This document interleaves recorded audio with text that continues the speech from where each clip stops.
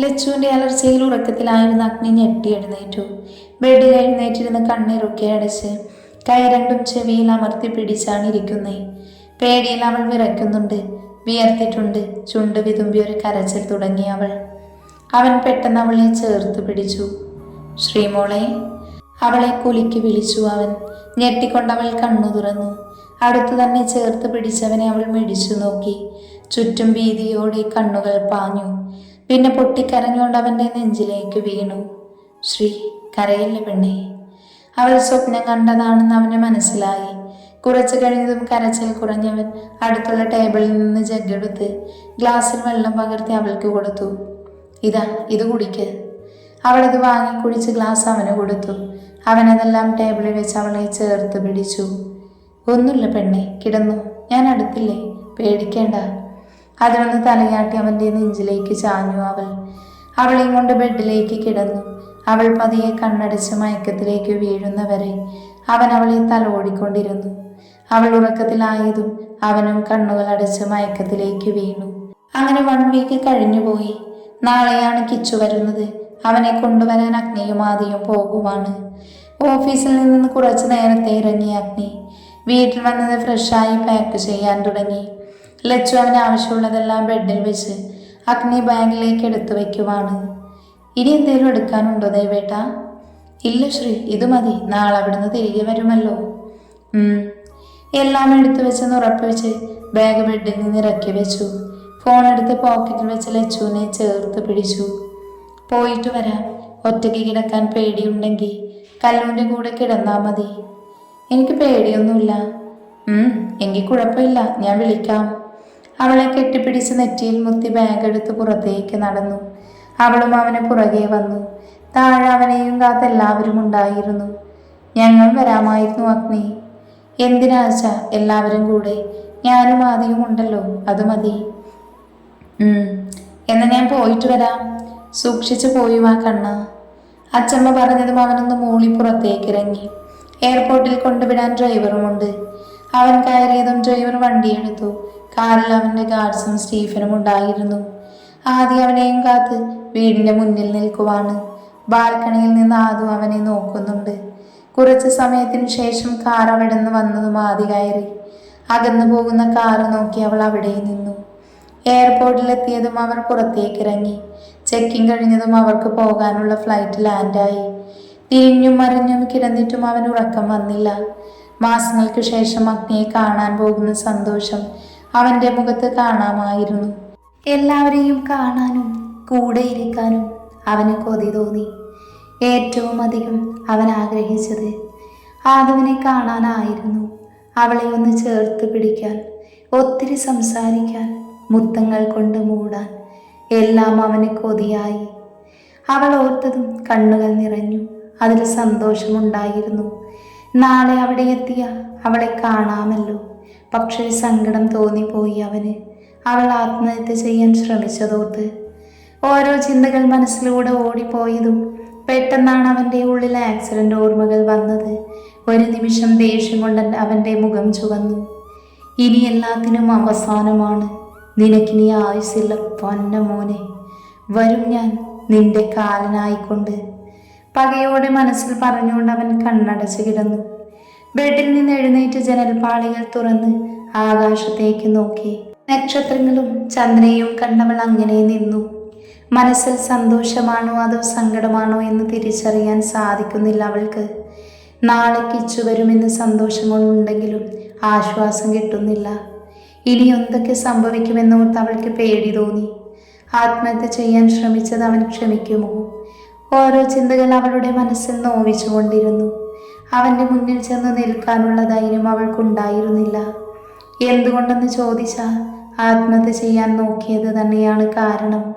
ഏതവസ്ഥയുണ്ടായാലും ജീവൻ കളയാൻ നോക്കരുതെന്ന് അവൻ പറഞ്ഞിട്ടുണ്ട്. എന്നിട്ടും അതോർക്കാതെ ചെയ്തു പോയ തെറ്റ് കുറ്റബോധത്തോടെ അവൾ ഓർത്തു. ചിന്തകൾ മാറി മറിഞ്ഞു വന്നപ്പോൾ അവൾ ഒരു തീരുമാനത്തിലെത്തി. അവനെ കാണാൻ ശ്രമിക്കണ്ട. കോഴ്സ് കഴിയാൻ ഇനി അധികമില്ല. എത്രയും പെട്ടെന്ന് ഈ നാട് വിട്ടു പോകണം. ഇനി ഒരു വിരഹം അത് താങ്ങാൻ തന്നെ കൊണ്ടാവില്ല. എല്ലാം തീരുമാനിച്ചുറപ്പിച്ച് അവൾ ബെഡിൽ വന്ന് കിടന്നു. പതിയെ മയക്കത്തിലേക്ക് വീഴുമ്പോൾ അവൾ അറിഞ്ഞില്ല അവളെ എത്രയും പെട്ടെന്ന് സ്വന്തമാക്കാൻ അവന് വരുന്നു എന്ന്. ഇനി എന്നും സന്തോഷം മാത്രമായിരിക്കുമെന്ന് ആ നിമിഷം അവൾ ഓർത്തില്ല. 1 മണിയായപ്പോഴാണ് അവർ ആശ്രമത്തിലെത്തിയത്. ടാക്സിക്ക് പൈസ കൊടുത്ത് ബാഗ് എടുത്ത് അവർ അകത്തേക്ക് കയറി. അവരെ കാത്ത് മിഥുൻ അവിടെ ഉണ്ടായിരുന്നു. രാവിലെ സംസാരിക്കാം, ഇപ്പൊ പോയി കിടന്നു. ക്ഷീണമുള്ളത് കൊണ്ട് കൂടുതലൊന്നും പറയാതെ അവർ അകത്തേക്ക് നടന്നു. ഈ മുറികളിൽ ഏത് വേണമെങ്കിലും എടുത്തോ. മുന്നിലുള്ള 3 മുറി കാണിച്ചവൻ പറഞ്ഞു. അഗ്നി ആദ്യത്തെ മുറിയിലേക്ക് കയറി. അടുത്ത മുറിയിൽ ആദിയും സ്റ്റീഫനും കയറിപ്പോയി. മിഥുൻ അവർക്ക് ഓപ്പോസിറ്റ് മുറിയിൽ കയറി. ക്ഷീണമുള്ളത് കൊണ്ടൊന്ന് ഫ്രഷായി അഗ്നി കിടന്നു. ഫോണെടുത്ത് ഇവിടെ എത്തിയെന്ന് ലച്ചുവിന് മെസ്സേജ് അയച്ചു. പിന്നെ പെട്ടെന്ന് തന്നെ ഉറക്കത്തിലേക്ക് വീണു. എന്നത്തെയും പോലെ രാവിലെ എഴുന്നേറ്റ് ഫ്രഷായി യോഗ ചെയ്ത് ബ്രേക്ക്ഫാസ്റ്റ് കഴിക്കാനിരുന്നു കിച്ചു. കഴിച്ചു കഴിഞ്ഞ് റൂമിലെത്തി ബാഗ് പാക്ക് ചെയ്തു വെച്ചു. അഗ്നിയൊക്കെ എത്തിയത് അവൻ അറിഞ്ഞില്ല. അതുകൊണ്ട് വായിക്കാനുള്ള ഒരു ബുക്ക് എടുത്ത് പുറത്തേക്ക് നടന്നു. എപ്പോഴും ഇരിക്കാറുള്ള ഗാർഡനിലെ ബെഞ്ചിൽ അവൻ ഇരുന്നു. വായിച്ചു തുടങ്ങി അവൻ ചുറ്റുമുള്ളതൊന്നും അറിയാതെ വായനയിൽ മുഴുകി. കുറച്ച് സമയം കഴിഞ്ഞ് തന്നെ ആരോ നോക്കുന്നത് പോലെ അവന് ഫീൽ ചെയ്തു. പെട്ടെന്ന് ബുക്കിൽ നിന്ന് മുഖമുയർത്തി നേരെ നോക്കിയതും അവൻ്റെ കണ്ണു വിടർന്നു. നിമിഷ നേരം കൊണ്ട് കലങ്ങി ചുവന്ന കണ്ണോടെ അവൻ ഇരുന്നിടത്തുനിന്നും എഴുന്നേറ്റു. ഓപ്പോസിറ്റ് ബെഞ്ചിൽ അവനെ തന്നെ നോക്കി അഗ്നി എഴുന്നേറ്റു നിന്നതും കാറ്റ് പോലെ പാഞ്ഞു വന്നവനെ പുണർന്നു കഴിഞ്ഞു കിച്ചു. അഗ്നിയുടെ കൈയും അവനെ പുണർന്നു. രണ്ടുപേരും പരസ്പരം ഒന്നും മിണ്ടാതെ കുറച്ചു സമയം അങ്ങനെ നിന്നു. കണ്ണുകൾ നിറഞ്ഞു എങ്കിലും ഒഴുകാൻ അനുവദിക്കാതെ പിടിച്ചു വെച്ചു. കിച്ചു. ആദ്യം അവർക്കടുത്തേക്ക് വന്ന് വിളിച്ചതും അവൻ അഗ്നിയിൽ നിന്ന് മാറി അവനെ നോക്കി. ആദ്യ കിച്ചനെ കെട്ടിപ്പിടിച്ച് അവനും തിരികെ പുണർന്നു. സന്തോഷായടാ. അപ്പോഴേക്കും സ്റ്റീഫനും ഇതിനും അങ്ങോട്ട് വന്നു. അഗ്നി കിച്ചുവിനെ തന്നെ നോക്കി നിൽക്കുവാണ്. അവൻ നടക്കുന്നുണ്ട്, എല്ലാമുണ്ട്. പക്ഷേ ഇതുവരെ അവൻ സംസാരിച്ചിട്ടില്ല. കിച്ചു, ഒന്ന് സംസാരിക്കടാ. ആദ്യം പറഞ്ഞതും കിച്ചു ഒന്ന് ചിരിച്ചു. പിന്നെ അഗ്നിയെ നോക്കി. അഗ്നി, എനിക്ക് അവനെ ഒന്ന് കാണണം. കിച്ചു പറഞ്ഞതും എല്ലാവരുടെയും മുഖം വലിഞ്ഞു മുറുകി. അഗ്നി ദേഷ്യം കൊണ്ട് വിറച്ചു. കണ്ണുകൾ അടച്ച് ശ്വാസം വലിച്ചു വിട്ടു. മിഥു, ഞങ്ങൾക്ക് പോകാമോ? ആ, പിന്നെ സ്വാമിജിയെ കണ്ടിട്ട് പോകാം. കിച്ചു അഗ്നിയുമായി പോയിട്ട് വാ. അഗ്നിയും കിച്ചുവും സ്വാമിജിയെ കാണാൻ പോയി. ബാക്കിയുള്ളവർ അവിടെ ഇരുന്ന് ഓരോന്ന് സംസാരിച്ചിരുന്നു. സ്വാമിജി ഏതോ ബുക്ക് വായിക്കുവാണ്. അഗ്നിയും കിച്ചുവും അങ്ങോട്ട് വരുന്നത്. സ്വാമിജി. ആ, ഇരിക്ക്. അവർ സ്വാമിജിക്ക് മുന്നിലിരുന്നു. കിരണിന് വേറെ പ്രശ്നമൊന്നുമില്ല. എന്നാലും കുറച്ചുനാൾ കൂടെ റെസ്റ്റ് ആവശ്യമാണ്. കഴുത്തല് ശരിയായി വരുന്നതേ ഉള്ളൂ. നടക്കുന്നതൊന്നും കുഴപ്പമില്ല. എന്നാലും അധികം സ്ട്രെയിൻ ചെയ്യരുത്. ശരി. അപ്പൊ ഇനി സംഹാരമാണല്ലേ അഗ്നിദേവ്? അഗ്നിയുടെ കണ്ണിലേക്ക് നോക്കി സ്വാമിജി പറഞ്ഞതും അവൻ്റെ ചുണ്ടിലൊരു ചിരി വിരിഞ്ഞു. എല്ലാത്തിനും സമയമായി. പക്ഷേ മരണം, അത് വേണ്ട. മരിക്കുന്നതിന് തുല്യമായിരിക്കണം. സ്വാമിജിയുടെ വാക്കുകൾ അവനൊന്ന് മൂളിയതേ ഉള്ളൂ. കിരൺ, നിനക്കിനി കുറച്ച് പരീക്ഷണമുണ്ട്. നിന്റെ പാതി നിന്നെ വിട്ടുപോകാനുള്ള തീരുമാനത്തിലാണ്. എത്രയും പെട്ടെന്ന് അവളെ കൂടെ കൂട്ടാൻ ശ്രമിക്കണം. അവൾ എതിർക്കും. അവളുടെ ചിന്തകളും തീരുമാനങ്ങളും തെറ്റാണെന്ന് തെളിയിക്കണം നീ. പെട്ടെന്നൊന്ന് ഞെട്ടിയെങ്കിലും അവനൊന്ന് മൂളി. എന്നാൽ നിങ്ങൾക്ക് ഇറങ്ങാം. എന്തുണ്ടെങ്കിലും എന്നെ വിളിക്കാം. ശരി സ്വാമിജി, നന്നായി വരൂ. കിരൺ കുനിഞ്ഞ് കാലിൽ തൊട്ടതും തലയിൽ കൈവച്ച് അനുഗ്രഹിച്ചു. അവൻ എഴുന്നേറ്റതും ഏതോ തോന്നലിൽ അഗ്നി കാലിൽ തൊട്ടതും സ്വാമിജി കണ്ണുകൾ അടച്ചു. നിനക്ക് ചെയ്തു തീർക്കാൻ ഒത്തിരി കാര്യങ്ങളുണ്ട്. എല്ലാത്തിനും കൂടെ നിന്റെ പാതിയും ആത്മാവും ഉണ്ടാകും. എല്ലാത്തിനും അവസാനമാകാനായി. നന്നായി വരൂ.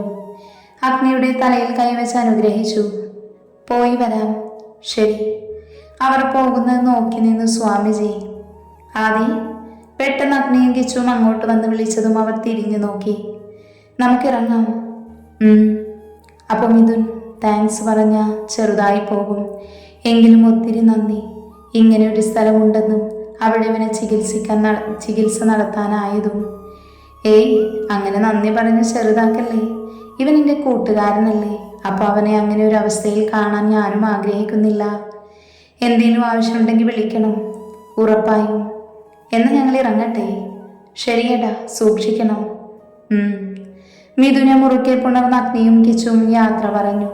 ആദ്യം അവനെ കെട്ടിപ്പിടിച്ചു, പിന്നെ വയറിലൊരു ഇടിയും കൊടുത്തു. നീ ഞങ്ങളെ മറന്നല്ലേ? പോടാ. എന്നാ ഓക്കേടാ, വിളിക്കാം. ബാഗെല്ലാം എടുത്ത് അവർ അവിടെ നിന്ന് നാട്ടിലേക്ക് യാത്ര തിരിച്ചു. എല്ലാം റെഡിയായോ ദേവി? ഇല്ലമ്മേ, ഇനി പായസം കൂടെ ഉണ്ട്. എൻ്റെ കിച്ചുവിന് ഇഷ്ടമുള്ളതെല്ലാം വേണം. അതെ, എത്ര നാൾ കൂടിയാണ് അവൻ വീട്ടിലേക്ക് ഭക്ഷണം കഴിക്കുന്നേ. ശരിയാ. കല്ലും ലച്ചുവും വന്നില്ലല്ലോ? ഇല്ല, ഇന്ന് നേരത്തെ വരുമെന്നൊക്കെ പറഞ്ഞാ പോയേ. സമയം 3 ആയില്ലേ? അവരെ കാണുന്നില്ലല്ലോ. എൻ്റെ സുജെ, അവർ വരും. എന്നാലും അമ്മേ, അവനെ കാണാതെ. ഇനി അവൻ ഇവിടെ തന്നെയല്ലേ? എല്ലാം മാറി പൂർണ്ണ ആരോഗ്യവാനായില്ലേ? അതിൽ സന്തോഷിക്കുമല്ലോ വേണ്ടത്. അതെ. കിച്ചു വരുന്നത് കൊണ്ട് അവന് ഇഷ്ടപ്പെട്ട ആഹാരം ഉണ്ടാക്കുവാണ് ദേവിയമ്മയും സുജാമയും അച്ചമ്മയും. സദ്യ തന്നെ ഉണ്ടാക്കി വെച്ചിട്ടുണ്ട്. എന്നിട്ടും സമാധാനമില്ലാതെ ഇനി എന്താ ഉണ്ടാക്കുക എന്ന ചിന്തയിലാണ്. ലച്ചുവും കല്ലുവും നേരത്തെ വരാമെന്നെല്ലാം പറഞ്ഞ് ക്ലാസ്സിൽ പോയെങ്കിലും അവർക്കിറങ്ങാൻ സാധിച്ചില്ല. എന്നാ ശരി, നാളെ കാണാം. ആദു, നീ വരുന്നുണ്ടോ? ഇല്ല. അത്രയും പറഞ്ഞവൾ ബസ് സ്റ്റോപ്പിലേക്ക് നടന്നു. അവർ പരസ്പര വിഷമത്തോടെ നോക്കി. അവൾ എന്താടി ഇങ്ങനെ? എല്ലാം ശരിയാകും, ഏട്ടനിന്ന് വരുമല്ലോ. അതെ. എന്ന് ഞങ്ങൾ പോകുക മായേ, നാളെ കാണാം. Okay D. മായ അവരോട് യാത്ര പറഞ്ഞു പോയതും ലച്ചുവും കല്ലുവും കാറിൽ കയറി. എയർപോർട്ടിലെത്തിയതും കിച്ചുവിൻ്റെ മനസ്സ് തുടിച്ചു. അവൻ്റെ കണ്ണ് നിറഞ്ഞു. അവൻ ആദുവിനെ ഒന്ന് കാണാൻ തോന്നി. ആദി, എനിക്ക്. കിച്ചു, ഇപ്പം നീ വീട്ടിലേക്ക് പോ, നമുക്കെല്ലാം ശരിയാക്കാം. ആദു ഇപ്പോൾ ഒട്ടും ഓക്കെയല്ല. അവളിലേക്ക് ഒതുങ്ങിപ്പോയി. വീട്ടിലാരോടും സംസാരിക്കാറില്ല, ഭക്ഷണം കഴിക്കാറില്ല. എന്തിന്? കോളേജിൽ ചെന്നാൽ പോലും ആരോടും സംസാരമില്ല. ഡിപ്രഷൻ സ്റ്റേജിലാണ് അവൾ. ഇപ്പം നിന്നെ കാണാൻ അവൾക്ക് ആഗ്രഹമുണ്ടെങ്കിലും നേരിൽ കാണുമ്പോൾ അവൾ എങ്ങനെ പ്രതികരിക്കുമെന്നറിയില്ല. അതുകൊണ്ട് നീ വീട്ടിൽ പോയി റെസ്റ്റ് ചെയ്യ്. അത് കഴിഞ്ഞ് അവളെ കണ്ട് സംസാരിക്കാൻ ഒരു അവസരമുണ്ടാക്കാം. ആദ്യം അവൻ്റെ വിളി എന്തിനായെന്ന് മനസ്സിലായ പോലെ കാര്യങ്ങളെല്ലാം പറഞ്ഞതും അവൻ്റെ കണ്ണ് നിറഞ്ഞു വന്നു. എൻ്റെ അത് പാവാണ്. അവളെ എനിക്കൊന്ന് കാണണം, എത്രയും പെട്ടെന്ന്. എൻ്റെ മാത്രമാക്കണം. കണ്ണുകൾ അടച്ചു കിടക്കുമ്പോൾ അവൻ്റെ ഉള്ളം തീരുമാനമെടുത്ത് കഴിഞ്ഞിരുന്നു. യാത്രകൾക്കൊടുവിൽ ആദ്യം അവൻ്റെ വീടിന് മുന്നിലിറക്കി. കിച്ചുവിൻ്റെ കണ്ണുകൾ അവിടെ മൊത്തം നോക്കിക്കണ്ടു. ആദു അവിടെ ഉണ്ടാകുമോ എന്നോർത്ത് അവൻ്റെ കണ്ണുകൾ അവിടെ മാകെ ഓടി നടന്നു. ആദു വന്നിട്ടില്ല കിച്ചു, വരാനാകുന്നതേ ഉള്ളൂ. എന്ന് നാളെ കാണാം ആദി. ഓക്കേടാ. ആദിയോട് യാത്ര പറഞ്ഞവർ അവിടുന്ന് വീട്ടിലേക്ക് തിരിച്ചു. വീടെത്തിയതും കിച്ചു കണ്ണു തുറന്നു. കാറ് നിർത്തിയതും അവൻ ഇറങ്ങി. അമ്മ അകത്തുനിന്ന് ഓടി വന്നു. കിച്ചു മോനെ. അമ്മയെ കെട്ടിപ്പിടിച്ചവൻ അമ്മയുടെ കണ്ണ് നിറഞ്ഞൊഴുകി. അവൻ്റെ നെഞ്ചിൽ നിന്ന് മുഖം ഉയർത്തി കൈകൊണ്ട് മുഖത്ത് തലോടി. എൻ്റെ മോന് കുഴപ്പമൊന്നുമില്ലല്ലോ? ഇല്ലമ്മേ. മോനെ. അച്ചമ്മ അവർക്കടുത്തേക്ക് വന്നു. അച്ചമ്മേ. അവനൊരു കൈ കൊണ്ട് അച്ചമ്മയെ കെട്ടിപ്പിടിച്ചു. നിങ്ങൾ ഇവനെങ്ങനെ അവിടെ നിർത്താൻ അകത്തേക്ക് കൊണ്ടുപോവാ? അച്ചാച്ചൻ പറഞ്ഞതും അച്ചമ്മയും അമ്മയും അവനെയും കൊണ്ട് അകത്തേക്ക് കയറി. കിച്ചു. വല്യമ്മേ. അവൻ സന്തോഷം കൊണ്ട് ദേവിയമ്മയെ കെട്ടിപ്പിടിച്ചു. കിച്ചു, ബുദ്ധിമുട്ടൊന്നും ഇല്ലല്ലോ? ഇല്ല വല്യമ്മേ, ഞാനിപ്പോൾ ഓക്കെയാ. നീ വാ, നിനക്ക് വേണ്ടി എന്തൊക്കെയാ ഉണ്ടാക്കി വെച്ചിരിക്കുമെന്ന് അറിയാമോ? അതെ, പോയെന്ന് കുളിച്ചു വാ കഴിക്കാൻ. അമ്മയെ, ലച്ചുവും കല്ലുവും ഇപ്പോൾ വരും. കിച്ചു. അച്ഛനും അച്ചാച്ചനും വല്യച്ഛനും എല്ലാവരും സ്നേഹപ്രകടനം കഴിഞ്ഞ് അവൻ ഫ്രഷാകാൻ മുറിയിലേക്ക് പോയി. അഗ്നി, നീയും ചെന്ന് ഫ്രഷായി വാടാ. മുറിയുടെ വാതിൽ തുറന്ന് അകത്ത് കയറിയപ്പോൾ അവൻ്റെ കണ്ണ് നിറഞ്ഞു പോയിരുന്നു. താനുണ്ടായിരുന്നപ്പോൾ എങ്ങനെയായിരുന്നു അതുപോലെ തന്നെ ഉണ്ട് ഇപ്പോഴും. വൃത്തിയിൽ സൂക്ഷിച്ചിട്ടുണ്ട്. ബാഗ് സൈഡിൽ വെച്ച് അലമാര തുറന്നു. ഡ്രസ്സെല്ലാം വാഷ് ചെയ്ത് മടക്കി വെച്ചിരിക്കുന്നു. മാസങ്ങൾക്ക് ശേഷമാണ് താനിവിടെ വരുന്നത്. എന്നിട്ടും ഒന്നിനും ഒരു മാറ്റവും സംഭവിച്ചിട്ടില്ല. ടീഷർട്ടും പാൻറ്റും എടുത്ത് വാഷ്റൂമിലേക്ക് കയറി. പെട്ടെന്ന് തന്നെ ഫ്രഷായി വന്ന് ബെഡിലേക്ക് കിടന്നു. എന്തോ ഓർത്ത പോലെ എഴുന്നേറ്റ് ഡോറ് തുറന്ന് പുറത്തേക്ക് ഇറങ്ങി. താഴേക്ക് ചെന്നപ്പോൾ അമ്മമാർ ഫുഡ് എടുത്ത് വയ്ക്കുന്നു. അച്ഛന്മാരും അച്ചാച്ചനും അച്ചമ്മയും സംസാരിച്ചിരിക്കുന്നു. അഗ്നി അവിടെ കണ്ടില്ല. അവൻ മുറിയിലാണെന്ന് അവന് മനസ്സിലായി. കിച്ചു. ടേബിളിൽ പാത്രങ്ങൾ വെച്ച് തിരിഞ്ഞതും സുജാമ കിച്ചുവിനെ കണ്ടു. വാ ഇരിക്ക്. അവനെന്തേ? അറിയില്ല, ഞാൻ വിചാരിച്ച് ഇങ്ങോട്ട് വന്നെന്ന്. ക്ഷീണം കാരണം കിടക്കുവായിരിക്കും. അവനെ ഞാൻ വിളിക്കാം, നീ ഇരിക്കു കിച്ചു. ദേവിയമ്മ അവനെ പിടിച്ചിരുത്തി. സുജാമ അവന് ഓരോന്നായി വിളമ്പിക്കൊടുത്തു. ബസ്സിലിരിക്കും അവളുടെ മനസ്സിൽ മൊത്തം കിച്ചുവായിരുന്നു. വന്നിട്ടുണ്ടാകും, ഒന്ന് കാണാൻ കൊതിയാകുന്നു. പക്ഷെ വേണ്ട, കണ്ടാൽ ഒരിക്കലും വിട്ടിട്ട് പോകാൻ സാധിക്കില്ല. മറക്കണം എല്ലാം. ഇനി എന്നും ഒറ്റയ്ക്കാണ്. എനിക്ക് ഞാൻ മാത്രം മതി. അവളുടെ ഭ്രാന്തമായ ചിന്തകൾ, തീരുമാനമെല്ലാം ഓരോ നിമിഷവും അവളെ തന്നെ നഷ്ടപ്പെടുത്തുവാണ്. അതാരും മനസ്സിലാക്കുന്നില്ല, അറിയാൻ ശ്രമിക്കുന്നില്ല. അവളിൽ തന്നെ ഒതുങ്ങിക്കൂടി സ്വയം ഉൾവലിഞ്ഞു പോയിരുന്നു അവൾ. കാറ് നിർത്തിയതും കല്ലുവും ലച്ചുവും ഇറങ്ങി. ഏട്ടൻ വന്നില്ലേ? അറിയില്ലല്ലോ. ഹാളിൽ കയറിയതും കാണുന്നത് സോഫയിലിരുന്ന് സംസാരിക്കുന്ന കിച്ചുവിനെ. രണ്ടുപേരുടെയും കണ്ണു നിറഞ്ഞു വന്നു. ഏട്ടാ? ഉറക്കെ വിളിച്ചുകൊണ്ട് കല്ലു അവൻ്റെ അടുത്തേക്ക് ഓടി. എന്തോ സംസാരിച്ചിരുന്നവർ പെട്ടെന്നുള്ള വിളിയിൽ ഞെട്ടി നോക്കുമ്പോൾ കല്ലു ഓടി വരുന്നു. അവൻ ഇരുന്നിടത്തുനിന്നും എഴുന്നേറ്റു. അപ്പോഴേക്കും അവൻ്റെ നെഞ്ചിൽ വീണ് അലറി കരഞ്ഞു പോയിരുന്നു കല്ലു. ഏട്ടാ? എൻ്റെ കല്ലു, നീ ഇങ്ങനെ കരയാൻ മാത്രം ഒന്നുമില്ല. ഞാൻ വന്നില്ലേ? ഏട്ടനെ കാണാതെ എന്തോരം സങ്കടമായെന്നറിയുമോ? ഞാൻ വന്നില്ല പെണ്ണെ, ഇനി എന്തിനാ സങ്കടം? അവളൊന്ന് മൂളി അവൻ്റെ നെഞ്ചോട് ചേർന്നു. അവൻ അവളുടെ നെറ്റിയിലൊന്ന് മുത്തി. പെട്ടെന്നെന്തോർത്ത പോലെ അവൻ മുന്നിലേക്ക് നോക്കി. കണ്ണു നിറച്ച് തന്നെ നോക്കി നിൽക്കുന്ന ലച്ചുവിനെ കാണി അവൻ്റെ ചുണ്ടിൽ ചെറിയ ചിരി വിരിഞ്ഞു. കല്ലുവിനെ മാറ്റി ലച്ചുവിൻ്റെ അടുത്തേക്ക് നടന്നു. അവൾക്ക് മുന്നിലെത്തി രണ്ട് കൈകളും അവളെ നെഞ്ചിലേക്ക് ചേർത്ത് പിടിച്ചു. എന്തെൻ്റെ മോള് മിണ്ടാതെ നിൽക്കുന്നേ? ഏട്ടാ, എനിക്ക് നീ എൻ്റെ കല്ലുവിനെ പോലെ തന്നെയല്ലേ, പിന്നെന്തിനടുത്തേക്ക് വരാൻ മടിക്കുന്നേ? അവളുടെ മുഖം ഉയർത്തി പിടിച്ചവൻ ചോദിച്ചു. സുഖല്ലേ മോൾക്ക്? അതേ ഏട്ടാ. അവളെ ചേർത്ത് പിടിച്ചവൻ തിരിഞ്ഞതും എല്ലാവരുടെയും കണ്ണ് അവരിൽ തന്നെയാണെന്ന് കണ്ടതും അവന് ചിരി വന്നു. എന്തെങ്കിലും നോക്കുന്നേ? ഒന്നുമില്ലടാ. ലച്ചു, കല്ലു, പോയി ഫ്രഷായി വാ, ചായ തരാം. ചായയോ? അപ്പോൾ അമ്മ പായസം ഉണ്ടാക്കിയില്ലേ? ഓ, പായസം തരാം, നീ ചെന്നൊന്ന് ഫ്രഷായി വാ. മോന് വന്നപ്പോൾ നമ്മളെ കണ്ണിന് പിടിക്കില്ല. നോക്കിക്കോ, എന്നെ കെട്ടിച്ചു വിടുമ്പോൾ നിങ്ങൾക്ക് എൻ്റെ വില മനസ്സിലാകും. അത് നിന്നെ ആര് കെട്ടാൻ? നീ പോട ഏട്ടാ. കല്ലു, അഗ്നി കടുപ്പിച്ച് വിളിച്ചതും അവൾ സൈലൻ്റായി. സോറി ഏട്ടാ. മതി, പോയി ഫ്രഷായി വാ. കല്ലുവൻ ലച്ചുവും മുറിയിലേക്ക് പോയി. എല്ലാവരുടെയും ഉള്ളിൽ സന്തോഷമായിരുന്നു. നാളുകൾക്ക് ശേഷമാണ് ഈ വീട്ടിലിങ്ങനെ കളിയും ചിരിയുമെല്ലാം. അവർ ഫ്രഷായി വന്നതും പിന്നെ ചായ കുടിച്ച് ഓരോ സംസാരങ്ങളിൽ മുഴുകി.